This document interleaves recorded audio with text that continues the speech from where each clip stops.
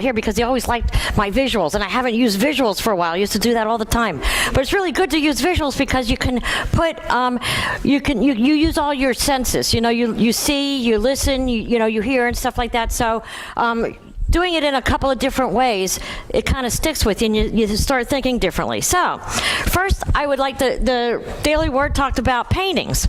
I have 3 different paintings up here. Okay, now if I would offer any one of these to you, how many would choose this one? We can't see them. You can't see them? Okie doke. How many would choose this one? No, we can't vote until we see all of them. Okay. Okay. Wow, you're tough. Okay. There. Thank you. Yes, that's good. And this one? Okay. And? Or 1, 2, or 3. Yes. You want to hold that one? Okay. All righty.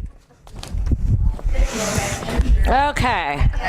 All righty. Now, how about for this one? I like that. Okay. Okay. How about for this one? Okay. Okay. How about for this one? Okay. All righty. Why? No, more people, thank you, you can put it down and okay. More people chose the 2 that have something on than the blank one. One's got stripes on it. Well, that's just the board. It's the board. Yeah, yeah. The stripes have white. So why do more people choose the ones that had something on it than the blank one? Because you can see it rather than you can't. It's something there, right? There's something there. The blank one is just. This is creativity you're looking at, but with the blank one, you're going to have to try to really think or create something of your own on there. Okay. Okay. Now, I want you to. I want to think. Let's think about these pictures in different ways. Okay. First of all, that's right. You know, these are already made, so you're not going anyplace, right? So an artist would look at these differently. Like when this painting and that painting, to an artist, it's already complete. So it's not exciting anymore, right? What's exciting to an artist is this one. Right? Because it's possibility. It's infinite possibility. Now, it's interesting because the people that said like this one or this one, did you just choose it because it had something on it? Or is there actually a place that you would hang it or, whatever? Or is it you just don't want a blank board? So, okay, and you don't have to answer, but think about that. Think about that, okay? And why? Why don't you want a blank board? So, okay, if you're not, you'll think, well, I'm not an artist, so I don't know what I'm going to do with a blank board. So, we think about this, because these are complete, this one isn't. Now, think about this. In A Course in Miracles, we're talking about ways to kind of get past the ego, or identify the ego versus the Holy Spirit. I want you to think about these. Now if this would represent a person, look at this as representing us. Either one of the paintings that has something on it, okay?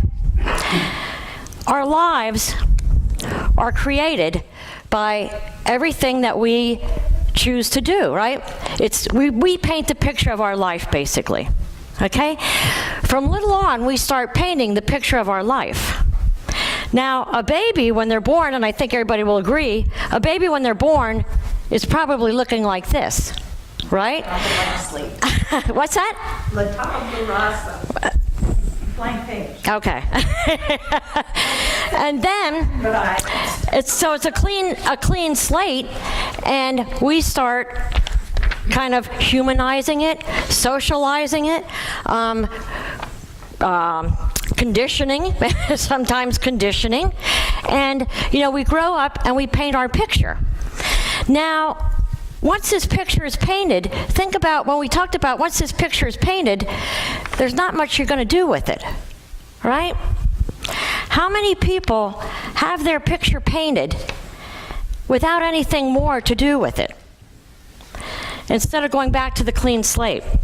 I want you to think of it this way, okay? Now, I don't have a lump of clay, but would you rather have a lump of clay, or would you rather have a beautiful mug made out of the lump of clay? Okay, so either a lump of clay or the beautiful mug. There was a Zen or a university professor, and he went to visit a famous Zen master. And while the master quietly served tea, the professor talked about Zen. And the master poured the tea, and he kept pouring. And as he was pouring, the professor talked about Zen. And he went on and on. And the professor watched as the cup started overflowing.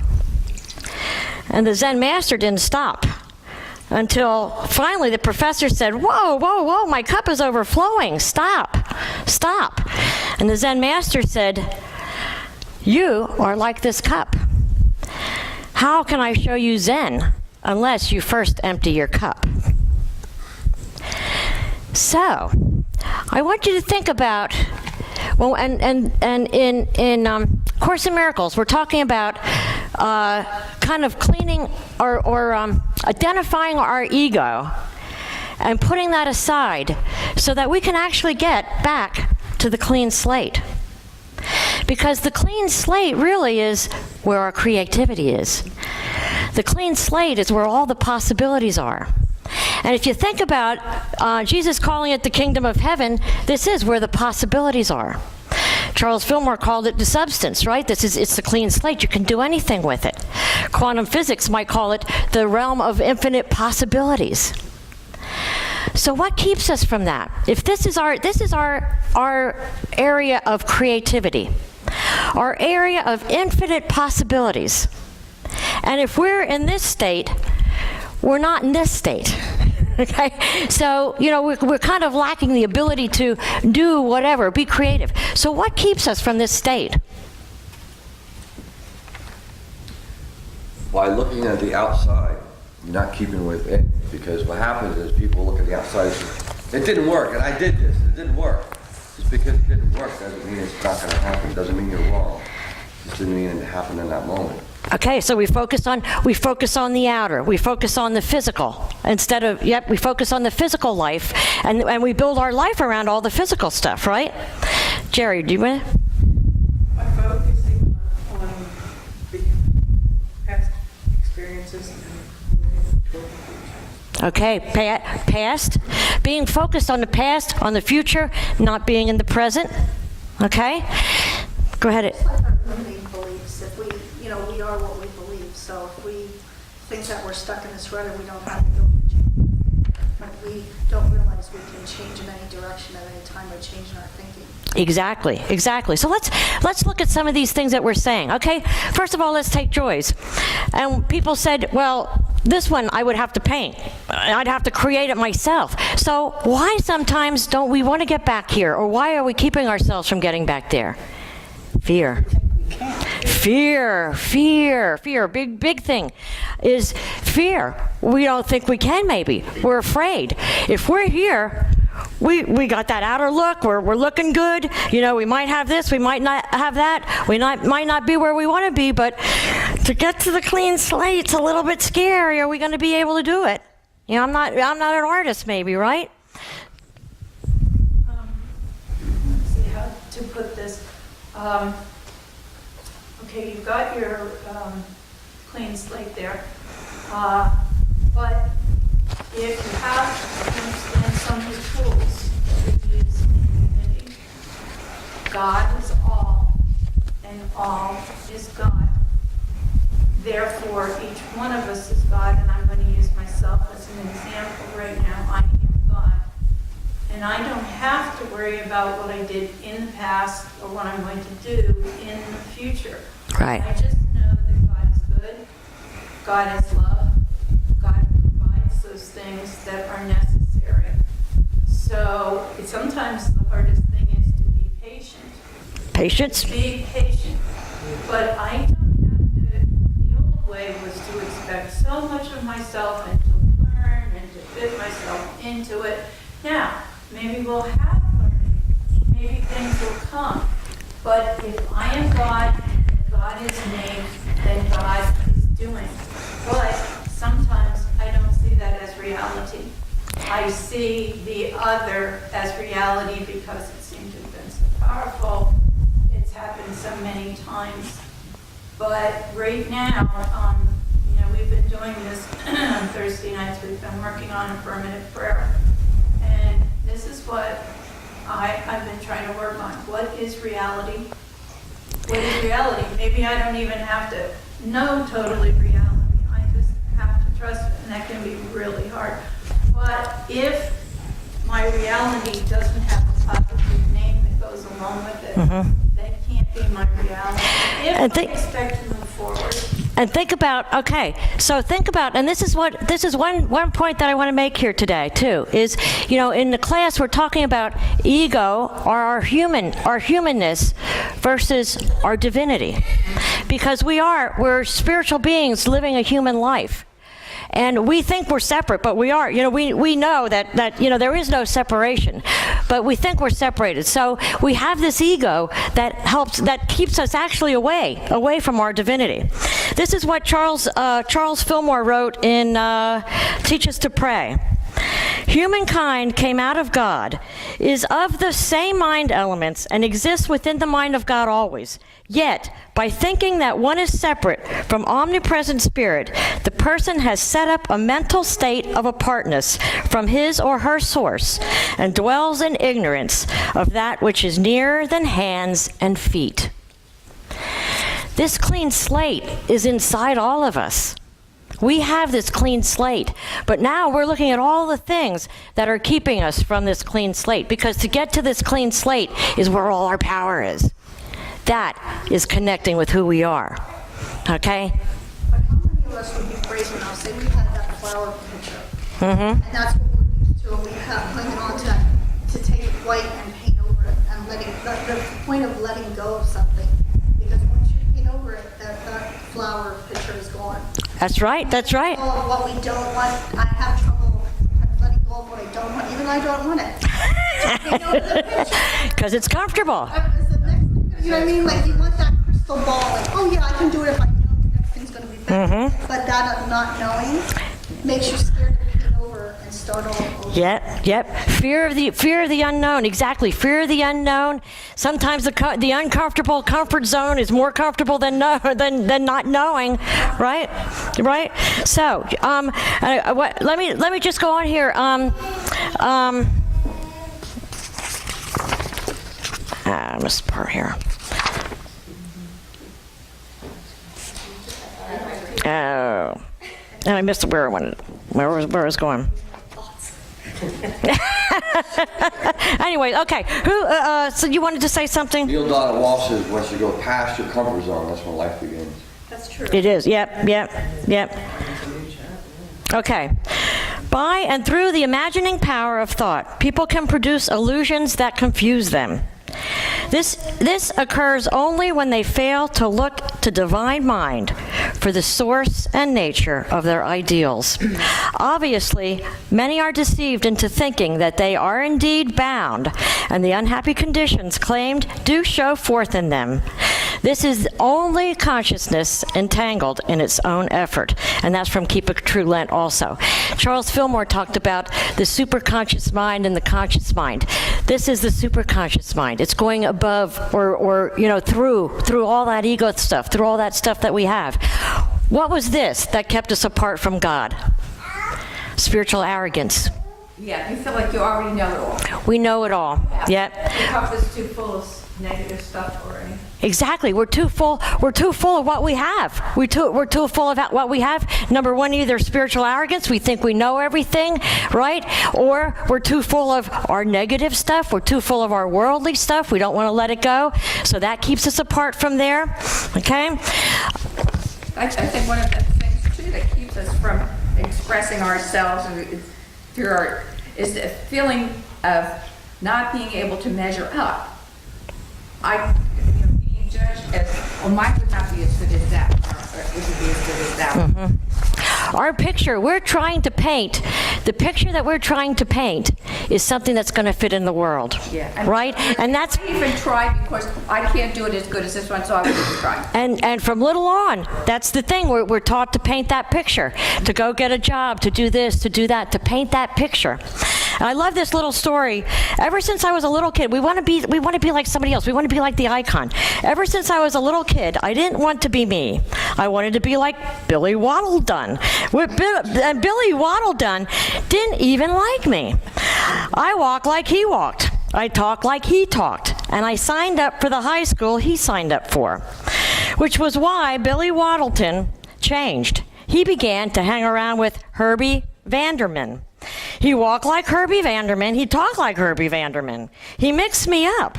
I began to walk and talk like Billy Waddleton, who was walking and talking like Herbie Vandelman. And then it dawned on me that Herbie Vandelman walked and talked like Joey Harvelin. And Joey Harvelin walked and talked like Corky Sabinson. So here I am, walking and talking like Billy Waddleton's imitation of Herbie Vandelman's version of Joey Harvelin, trying to walk and talk like Corky Sabelson. And who do you think Corby Sabelson is always walking and talking like? Of all people, Dopey Wellington. And that little pest is the one who talks and walks like me. Isn't that the truth, though? We're always trying to be like somebody else, and they're trying to be like somebody else, and they're trying to be like somebody else. So who are we even trying to be like? You know, what's that? You're never enough. We're never enough. It's never enough. It's never good enough. We want the picture, we want it painted, we want it beautiful. You know, and that's what we're afraid to go back to that. It's your belief and definition, thinking that you're never not good enough. If you're not good enough, you wouldn't exist. Yeah, You are enough. it's our belief. And you know, one thing that I think Deepak Chopra said, and in Zen they say this also, is sometimes the thing that keeps us away from our connection to God, or away from that clean slate, is the search for God. Is our thought that we have to search for God, our concept of God, without realizing that God is right here. We don't have to search. We just have to let some of this stuff fall away. And that's incredible. In A Course in Miracles, there is one powerful thing, and I read this on Tuesday, and the people that were in Course in Miracles will hear it again because it's really awesome. The lessons that we're doing, lesson 41 is God goes with me wherever I go. The separated ones, which are us who think we're separated, have invented many cures for what they believe to be the ills of the world. But the one thing they do not But the one thing they do not do is to question the reality of the problem. Ooh, that's huge, right? Yet, its effects cannot be cured because the problem is not real. The idea for today has the power to end all this foolishness forever. And foolishness it is, despite the serious and tragic forms it may take. Deep within you is everything that is perfect. Everything that is perfect is that slate. That slate there, because that has all the potential. And it looks like it's a clean slate, it looks like it's nothing, but it's everything. And that's the illusion. It looks like it's nothing, but it's everything. Deep within you is everything that is perfect, ready to radiate through you and out into the world. It will cure all sorrow and pain and fear and loss, because it will heal the mind that thought these things were real and suffered out of its allegiance to it. And that's one of the big things, too, is we paint this picture, and then we hold that illusion, or we hold real to that illusion that that's us. You know, we try to make ourselves happy in that picture sometimes, and sometimes we're not. Sometimes we get that goal, and we find out that wasn't really the goal we wanted, or we're not fulfilled in it. If we're not fulfilled in it, was it really our goal? You know, was it ego's goal? Was it the world's goal? Or was it divine leading? You can never be deprived of your perfect holiness, because its source goes with you wherever you go. You can never suffer because the source of all joy goes with you wherever you go. You can never be alone because the source of all life goes with you wherever you go. Nothing can destroy your peace of mind because God goes with you wherever you go. We understand that you do not believe all this. How could you when the truth is hidden deep within, under a heavy cloud of insane thoughts, dense and obscuring, yet representing all you see? Today, we will make your first real attempt to get past this dark and heavy cloud and to go through it to the light beyond. It is quite possible to reach God. In fact, it is very easy because it is the most natural thing in the world.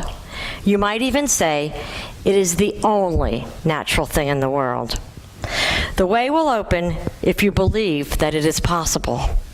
You can indeed afford to laugh at fear thoughts, remembering that God goes with you wherever you go. That's powerful, and I love that reading.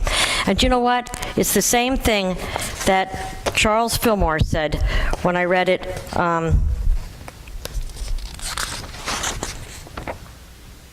When it says, God is closer to you than your hands and feet, right? Because it's a part of us. It's a part of us. But we forget that because we're so involved in our picture. When we, think about a lump of clay. A lump of clay is the same thing. And, the Bible talks about being the clay that the potter can mold. And once we get rid of this ego stuff and this picture, then we can listen. And I love when Deepak Chopra says it's like eavesdropping on the universe. I love that saying, eavesdropping on the universe. Listening to that still small voice. And I like in class, Michael said, we talked about, well, how do you know? How do you know what's ego and what isn't? And he reminded us that, the still small voice will never argue with you. It'll never try to talk you into anything. It'll just open the door and say, come with me. Follow me. But that's where all the power is. That's where all the power is. Yeah. A number of us, I think, are familiar with Cryon, Lee Carroll. Anybody read, well, he's written a lot of books and everything. And he says that, I think it's through him I heard this, but I think there's a number of other people that we're reading that would say that, we say that we're, God is us, we're God. But the thing is, there's this higher self that we all are. We all contain the divine mind, and it is very natural. And it's sometimes very hard to get to the divine mind. But with Cryon, and he is supposed to be the master of life, that if we just choose to say, I wish to behold, to reach my divine mind today. And that's not, in the past to me that seems so holy.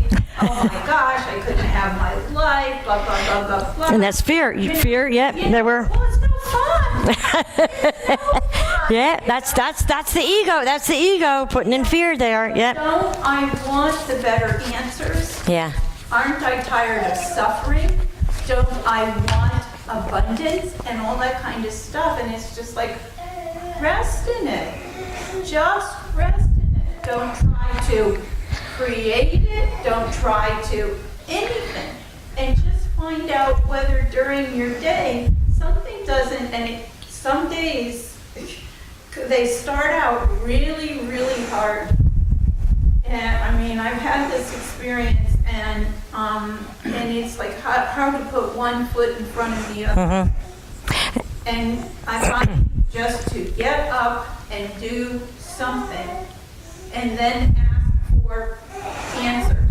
And very likely, and things start to unfold.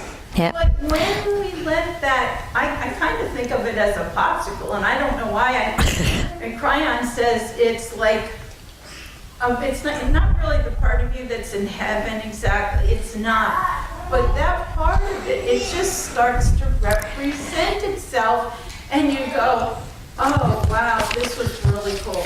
Yesterday, I needed, and this I know, I needed to have a battery change in my smoke detector. And it chirped all night long, and I had the new battery, but I couldn't seem to get the old one out.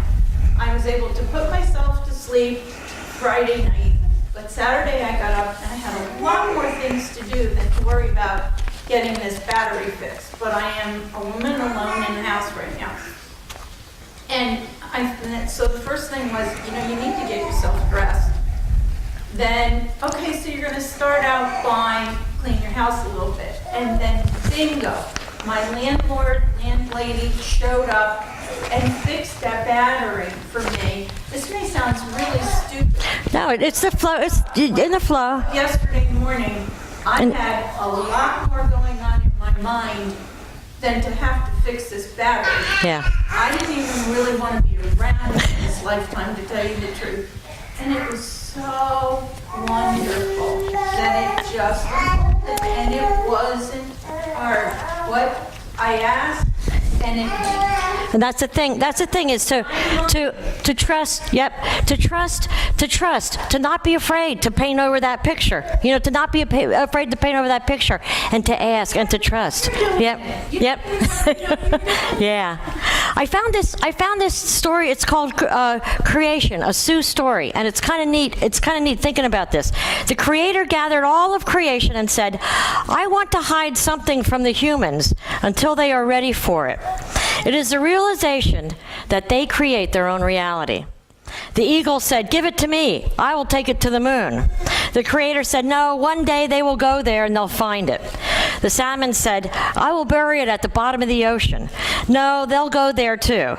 The buffalo said, I will bury it in the Great Plains." The Creator said, "They will cut into the skin of the earth and they'll find it there too." Grandmother Mole, who lives in the breast of Mother Earth and who has no physical eyes but sees with spiritual eyes, said, "Put it inside of them." And the Creator said, "It is done." And that is so good, so good. It's there. It's there. It's that ability to know, that ability to connect. It's there. And it's time that, we find that. We're at that place. We talk about, God and our concept of God, and I love this little story about meeting God and seeing God and our concept of God. But once we get to this place, we see God everywhere. We can see God, we can see potential. There was once a little boy who wanted to meet God. He knew it was a long trip to where God lived, so he packed his suitcase with Twinkies and a 6-pack of root beer and started on his journey. When he had gone about 3 blocks, he met an old woman. She was sitting at the park bench, just staring at some pigeons. The boy sat next to her and opened his suitcase. He was about to take a drink from his root beer when he noticed that the old lady looked hungry, so he offered her a Twinkie. She gratefully accepted and smiled at him. Her smile was so pretty that the boy wanted to see it again, so he offered her a root beer. Once again, she smiled at him. The boy was delighted. They sat there all afternoon, eating and smiling, and never said a word. As it grew dark, the boy realized how tired he was, and he got up to leave. But before he had gone more than a few steps, he turned around, ran back to the old woman, and gave her a hug. She gave him the biggest smile ever. When the boy opened the door to his own house a short time later, his mother was surprised by the look of joy on his face. She asked him, "What did you do today that made you so happy?" He replied, "I had lunch with God." But before his mother could respond, he added, "You know what? She's got the most beautiful smile I've ever seen." Meanwhile, the old woman, also radiant with joy, returned to her home. Her son was stunned by the look of peace on her face, and he asked, "Mother, what did you do today that made you so happy?" She replied, "I ate Twinkies in the park with God." But before her son responded, she added, "He's much younger than I expected." But that's the ability to see God in everything. And to do that, we got to come back to our source, get back to our core, and let all the stuff from the world that holds us back, Let that drop away and really know who we are. Also, when we talk, and I want to finish with this, is, when we talk about the Kindness Week and service and everything else, it's, is it coming from our ego or is it coming from our divinity? And, Deepak Chopra talks about this, and also Emily Cady talks about this, is ask where your motive is. Ask where your motive is. Is this for me? Or is it for the world and as a whole? Is it going to benefit just me, or is it going to benefit mankind? How would I feel to do this and have nobody know that it was me? Where's our motive? And are we listening to that small voice, or are we listening to the voice of the earthly picture telling us we need to do this, we need to do that? But it's a matter of dropping this and really getting down to the core. Being able to, just like a carver would take this block of wood and see deep within, see the beautiful thing that he carves. I have a friend that carves, and it's amazing. He gets a block of wood, and, the birds and stuff that he carves, it's incredible. It's like, how do you do that? But he can see it before he even starts carving it. And that's what happens when we're able to let go of all this other stuff. As we see with different eyes. We see with spiritual eyes. As a machinist, metal all the time, we got a block of metal, and I said, that part is correct already, even before we cut it, because we're chipping away the bad part. You know what? That's perfect. Yeah. That's perfect. You chip away the part that isn't there, that isn't needed, the part that doesn't belong. And the correct and you get down. down. Yeah, and you get down to the core. That's perfect. That's an awesome analogy. Definitely. So, yes, quickly. Someone that I have been studying under, it tells us that do not be overwhelmed with what we have done in the past. It was survival. We are waking up now, but we should have great honor for what we've done in the past. It was, because it's no small thing, to survive. And just call it the residue, make it light, that it just floats away, but have honor for what we did, because it contains the lessons that we needed And at that time. But it was survival. We're expanding our consciousness. Our eyes are open.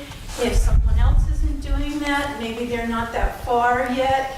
Maybe they need our kindness. Yeah, and that's a perfect. We're not as far as somebody else. That's perfect. Yeah. The residue as dust, and just don't let it be Yep. so big. No matter how big it can seem, very big. And that's a perfect point, is acceptance where we are. Acceptance where we are, with the knowledge of how far we can go, with the knowledge of our potential. Yeah, exactly. Yep. Yep. Exactly. Yeah. Try to say it's got to take this longer. Yep. Because it's only going to come. Yep. So let's take these thoughts that we just talked about, these ideas, take them into meditation. So I invite you to, I invite you to get comfortable in your seat. Just feel the seat supporting your body. Feel the floor supporting your feet.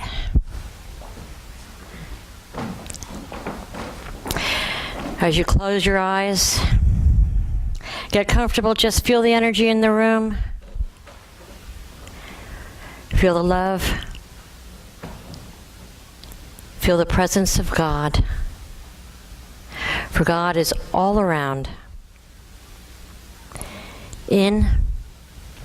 Inside of us, outside of us, within the person that you're sitting next to.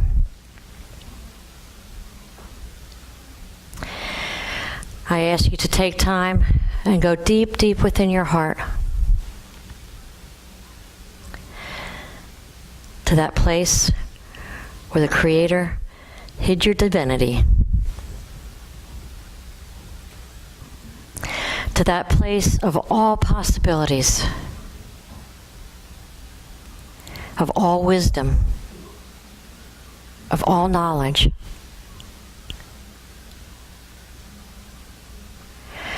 I invite you to take this time and take something that you want to choose to let go. And as you lift yourself up above this worldly view, take what you're ready to let go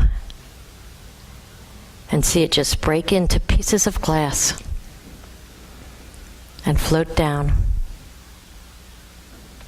float away.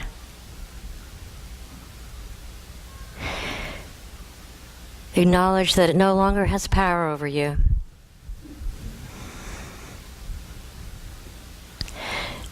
Acknowledge that as of now you're going to identify with something deeper, something stronger, something more loving, something more powerful. Make a commitment from now on to connect with your own divinity hidden deep inside. Know that it's there all the time, with all the wisdom, all the resources, everything that you need. I ask you to take time now, as you're connected to that divinity, and ask the question that you've been wanting to know. Whatever that question might be for you. What is my next step? What am I here to do? What do I need to let go of to be who I truly am? How can I serve you? How can I feel more fully connected?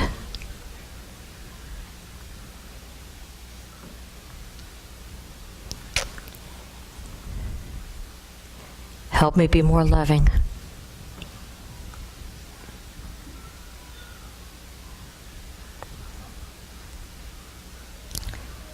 Let me suppress my fear with faith.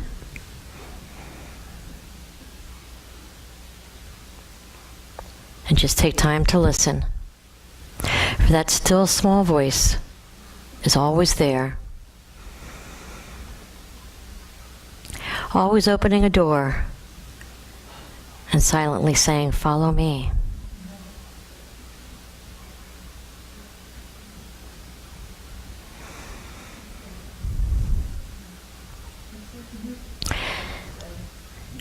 Know that that clean slate is there for our use. It's all possibility.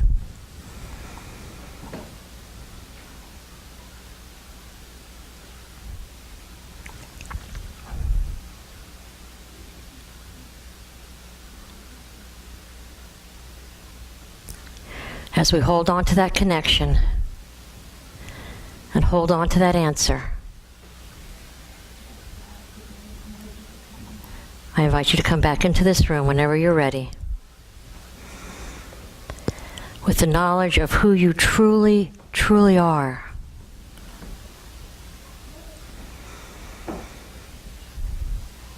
With the knowledge that there is no separation. With the knowledge that we are connected to Divine Mind.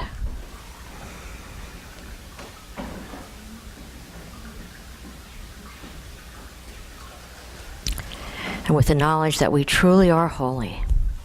And so it is. Amen.